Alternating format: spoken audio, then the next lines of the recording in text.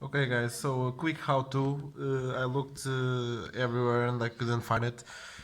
Basically, I bought these LED stripes. They are 120 LEDs, white and cold, and they are rated at 30 watts.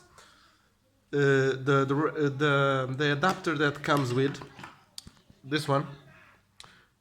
The only thing that really has inside of here is a rectifying bridge. This is not the useful.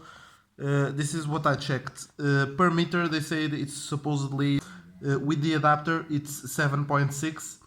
If we remove the here, if you remove the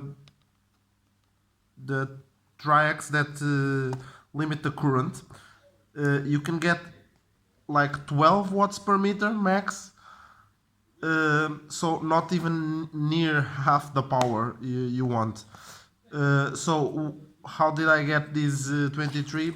Basically what I did is this. You have the rectifying bridge. This is a resistor to drain the capacitors while they're unplugged.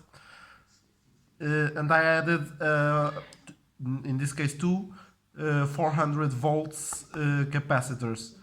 The two of them make about 940 microfarads. This gives me an output, stable output of 380 volts DC. This may seem a lot, but it's well within the specs from this manufacturer, so it's okay. And they connected directly to a rectifying bridge, so that wouldn't be a problem. This is the setup. As you can see, the two electrolytic capacitors. The rectifying bridge is a better one. It's a 25 amps rated one.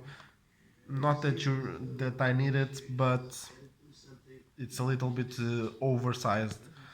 It has a 10 amp fuse in case some circuitry breaks, and the resistors that make 200 Ks for discharging these very dangerous capacitors. Be careful. This is 400 volts in a little shitty plastic box, so that's a how-to. Thank you.